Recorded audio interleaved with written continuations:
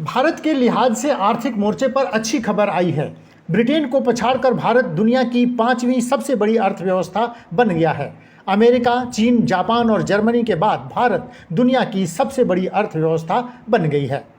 जिस ब्रिटेन का कभी भारत गुलाम रहा, उसे पीछे छोड़कर हम इस लिस्ट में 5वें स्थान पर आ गए हैं। बीते 10 वर्षों में भारतीय इकोनॉमी ने 11वें पायदान से यहाँ तक का सफ़र तय किया है। भारत लंबे समय से दुनिया की सबसे तेज़ी से बढ़ती अर्थव्यवस्थाओं में शुमार है।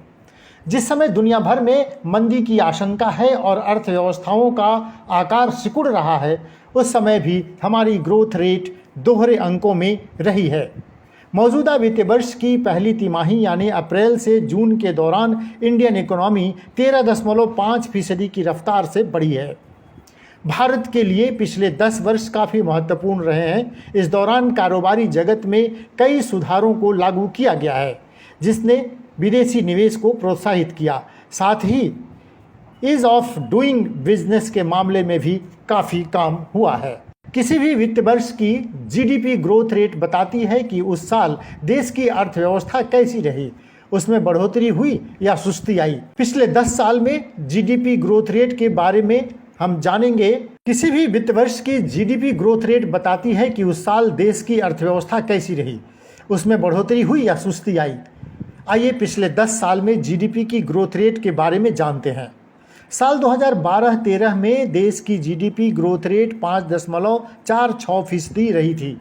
इसके बाद 2017-18 में 6.80%, 2018-19 में 6.5%, 2019-20 में 3.74% और 2020-21 में यह माइनस में चला गया, माने -6.60% और 2021-22 में 8.95% रही। गौरतलब है कि वित्त वर्ष 2021-22 में कोरोना महामारी के प्रकोप और लॉकडाउन के चलते जीडीपी ग्रोथ रेट नकारात्मक रही थी। अगर पिछले 10 वर्षों में भारत की जीडीपी के आंकड़े देखें तो कोरोना काल को छोड़कर इसमें अच्छी बढ़ोतरी हुई है। साल 2012-13 में देश की जीडीपी 1827.64 अरब डॉलर थी।